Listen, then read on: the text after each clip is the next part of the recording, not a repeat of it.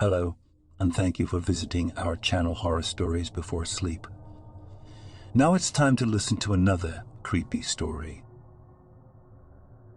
Growing up, my dad always warned me our village was secretly inhabited by wooden people. I've been hunting them now for years, and I think I'm addicted to it. All right, let's get one thing straight. I don't believe in ghosts. I don't believe in the Easter Bunny, and I sure as hell don't believe in any wooden people. At the murky forest's outer edge, Tom McCann cleared his throat. He waited until me and Dad stopped and faced him head on, then added, "But I've got a crew sitting with their thumbs stuck firmly up their arses because there's fairy tale monsters running around out here. So I'm stuck playing your stupid game. Congratulations." My father said, "Mr. McCann, I know you think I'm crazy or a con man, or probably both. But I'm telling you this one final time. It's not too late to take a bath on whatever money you might lose and find another project." Our employer was a muscular man with an even tan, dressed in a tracksuit and white trainers. He wore a large Rolex, which caught the moonlight every time he scratched his thick, utility pole neck. "Are you about done?" "I am." "Good. You want to get paid tonight? It would sure be nice. Then shut the hell up and do what I hired you to do." "Fair enough," my father replied. He grabbed 2 flashlights from his pack and tossed one in my direction. I caught it, a lump already rising in my throat. A maze of warped, crooked trees lay before us, their skeletal boughs thrust together like sweeping arms. I'd never even seen a wooden person before. I didn't yet know whether I'd have the courage to face one down. My greatest fear back then was disappointing my old man. Dad guided us along where spaces occurred naturally until, a dozen or so paces into the forest, the foliage thinned out. Over his shoulder he said, "So tell me, Mr. McCann, isn't Redburn a National Heritage Site? I'm surprised you got permission to bulldoze the place. Is that how you're going to fix this problem? Show these tree people I've got the right paperwork?" I was just curious. "You're not the first visitor who tried buying up land for cheap." Our employer rolled his eyes. "Well, Patrick, the simple fact is this new development is going to be the magnet that attracts opportunity.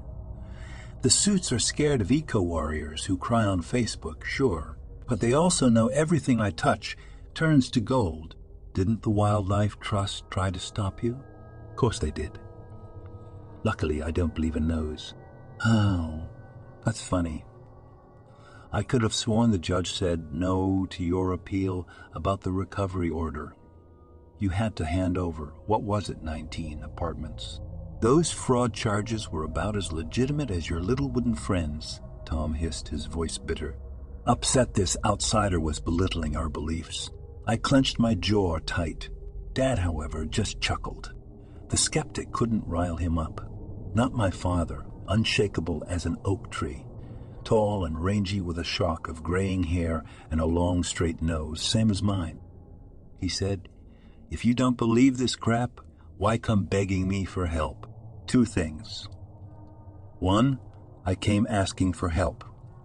And 2, I'm no mug. I've seen this scam before. You locals make up fairy tales and scream cultural heritage." Air quotes accompanied those words. "To extort the evil entrepreneur from the big city. Well, fair warning, if I don't see some supernatural shit tonight, you aren't getting a single cent from me." Sound reasonable? Sure does. Fair warning, though, I'd strongly advise not letting any wooden person touch you. "Oh, gee, I'll try." Mr. McCann looked down his nose at me. "Ronan, was it? What age are you, Ronan?" "I'm 12, I said. 12, huh? And is that old enough to come ghost hunting?" "Ronan can take care of himself," Dad answered.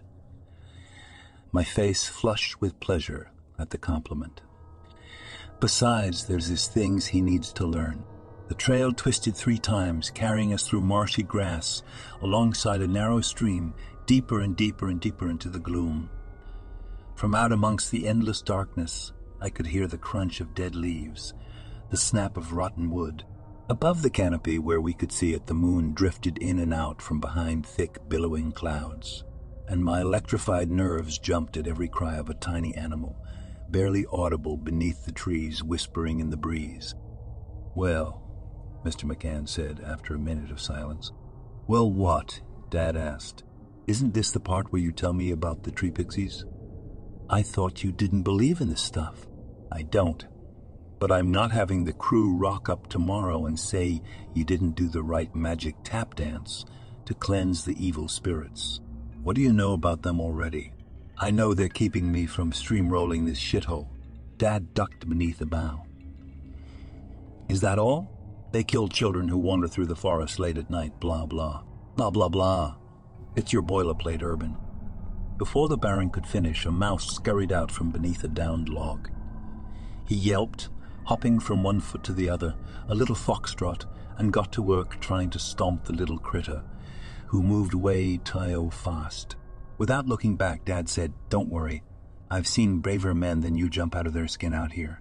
Despite the pent-up anxiety, I chuckled. My father was enjoying this.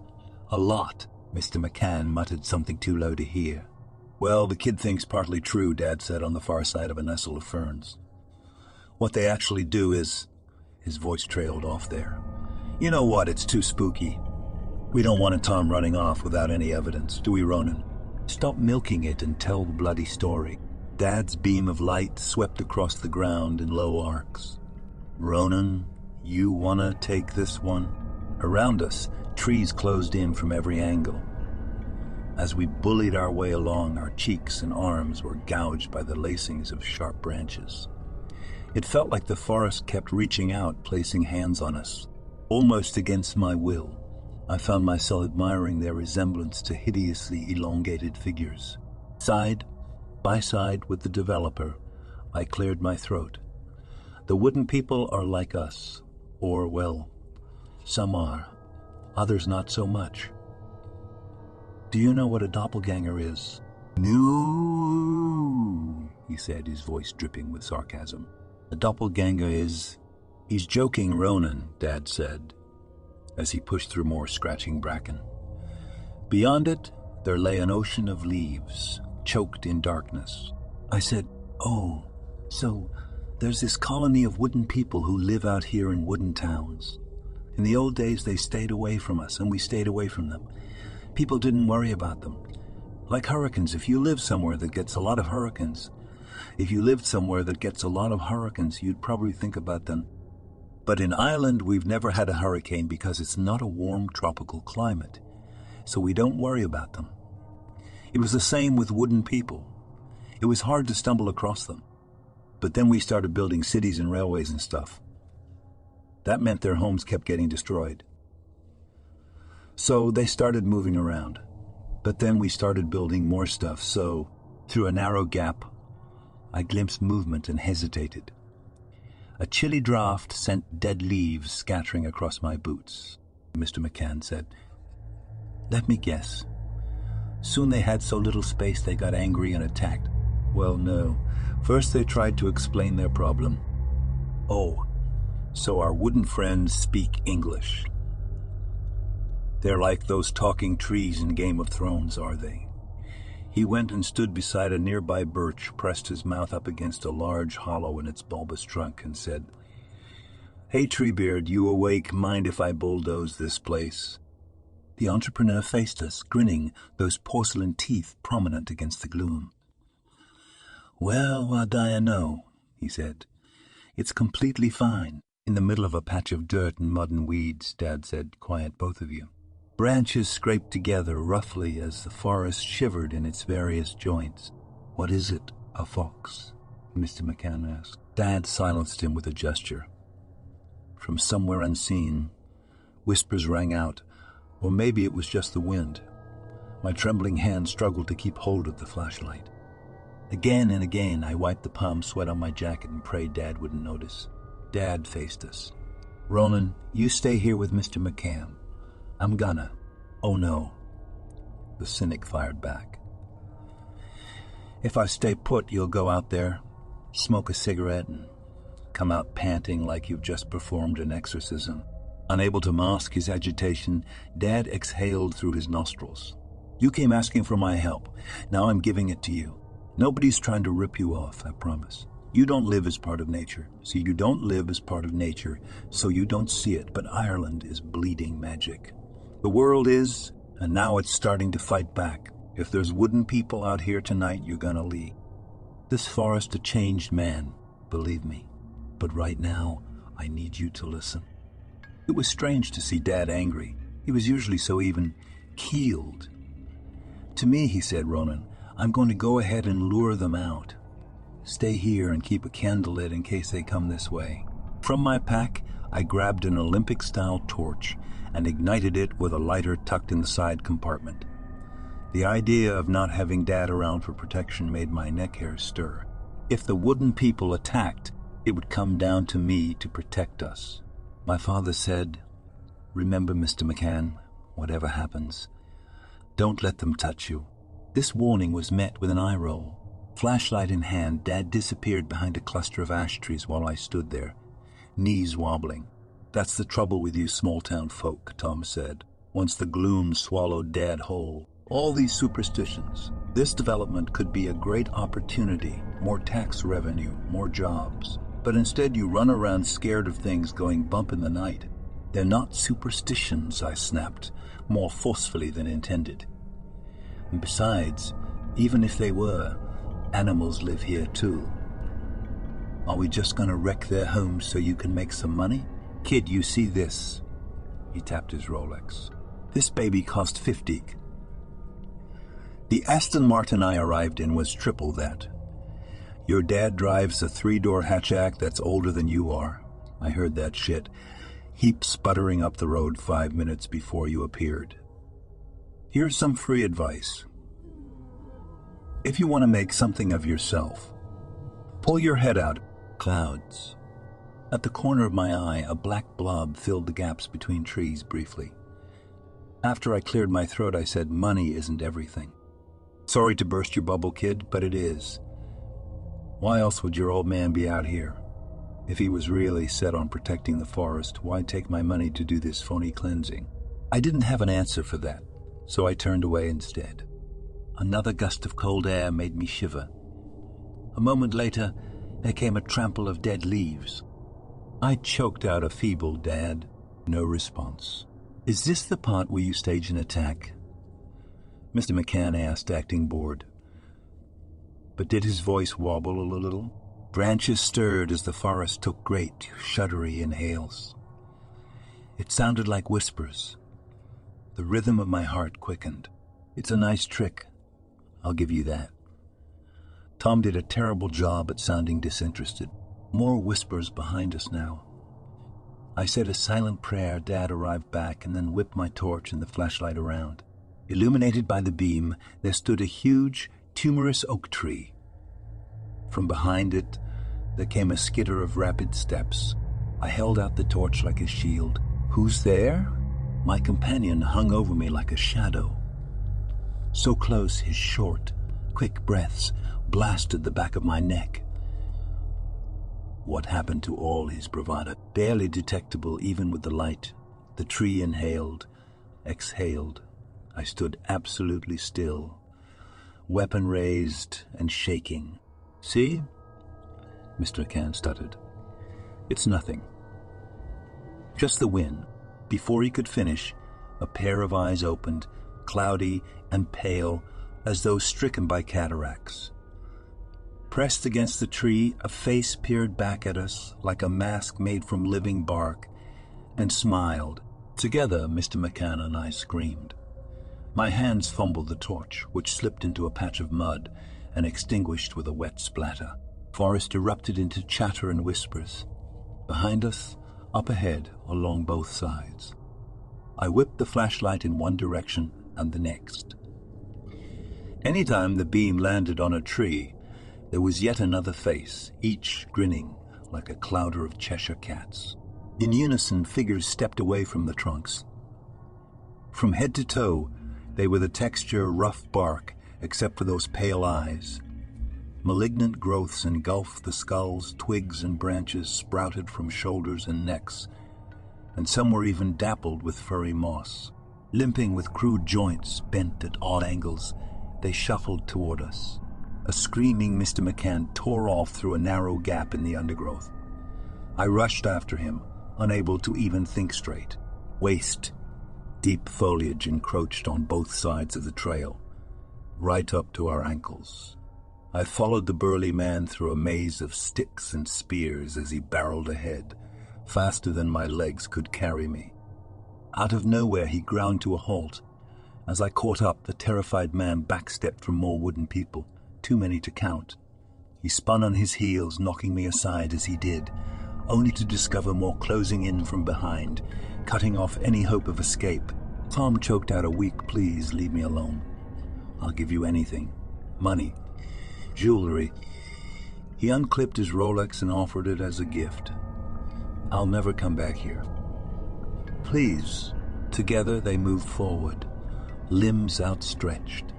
They were so close now. So very close.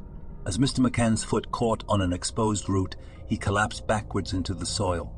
All our tormentors came to a halt except for one, which continued on until it was close enough to reach out and touch a limb against Tom's forehead. On his hands and knees, he spun away, scrambling toward me across the tangled floor. Already his face had sprouted warts. No, not warts, saplings, buds. Flesh of his cheeks and forehead bubbled, rapidly swelling in sections, while dark patches grew darker still across his neck, his forearms, his eyes, and even his lips. Paralyzed by fear, I could only watch. Tears opened up along the sleeves of his tracksuit and ran up the shoulders, across the chest and down the waist. In a matter of seconds, Mr. McCann's limbs became bloated and elongated. His clothes fell to the floor in tattered ruins. Deformed, he staggered to his feet and shuffled toward me, his screams now fading, his limbs stiff and awkward. Roots sprouted from his feet and grabbed the soil, biting deep, destroying any hope of forward progress. Through unmovable lips he sputtered, "Help me. Please." Inside his mouth, I saw a thick green carpet. Within seconds, the man became indistinguishable from a small oak tree, one bough forever reaching forward, the branch lacing inches from my throat. Past the tree that had formerly been Mr. McCann, the wooden person that touched him puked up splinters and moss, its bark flaked and shed, exposing beige skin underneath. Beneath these sections lay human features, nose, ears, lips. The human flexed and cried and gulped for air, a hatchling emerging from its shell. I was so entranced by this hideous sight, I didn't notice the other wooden people had closed in. After 6 petrified back steps, a low branch thicker than an amputated forearm stabbed the small of my lower back. I spun around, heart clawing against my chest, only to discover I'd reversed into the nearest wooden person. I dropped onto the ground, head buried in my lap. "Please," I whimpered. "I don't want to be one of you. Please." Even then, my thoughts were of Dad, and what he might have thought seeing his son cower in fear like that. A hush fell over the forest. I took several short, shuddery inhales. That meant my lungs weren't solid. Yet, slowly, I looked up. Wooden figures loomed over me, motionless. The closest one reeled away its limb. "Let me through." My father's voice issued from within the crowd. "Dad?" I cried. Figures stepped apart. Clearing a path, he stepped through. Ronan. Fedora, 6'2", 2020, 3'4", 52 Pam. I got up and rushed forward and threw myself into his arms. My cheeks wet with tears. I dropped the torch. "I'm sorry. I'm so..." "Shush, it's okay." He put a warm hand on my shoulder and my nerves eased. "But Mr. McCann, he's completely fine." Dad stepped aside. Past his shoulder, a new Mr. McCann pulled on spare clothes Dad brought in his pack. A dry gulp seized my throat. "We need to run. We need to..." "It's okay. We're not in any danger." He pulled me in close. "You see, son, there's something you need to know about us. about how I know so much about this place. You and I, Ronan, we were among the first. Years ago, before you were old enough to even remember, our people realized we needed a way to protect ourselves, so I volunteered to go speak with the humans. But they wouldn't listen, so now we're pushing back. We're wooden people. Dad squeezed my hand. But what'll happen to Mr. Khan? He gestured toward the tree that was once the real estate mogul. Any hiker who stumbled across it maybe would have made a casual remark about the vaguely human form, the warped portion of bough shaped vaguely like screaming face, forever etched in terror. You could practically hear the silent scream. Tom McCann. The new Tom McCann grabbed the discarded Rolex from the dirt and brushed it clean. He gave me a little smile and then clasped the watch around his wrist. I squeezed Dad's hand even harder. But couldn't we have helped him? We could have explained. He shook his head. If we transformed 100 Tom McCanns, 100 more would just pop up. We need to replace them, son. All of them the humans. It's like I said, the world is bleeding magic, and these flesh bags, they never learn. So we're taking over, not just here, but everywhere. England, Germany, Spain, America. He kneeled down, brought himself eye level with me. Are you ready, son? Will you help us protect this world? I brushed away my tears, a new hardness in my stomach. I will, Dad. I will. How do you like this story? Write in the comments your opinion of what happened. Thank you for listening. Please use the subscribe button to hear new creepy stories every night.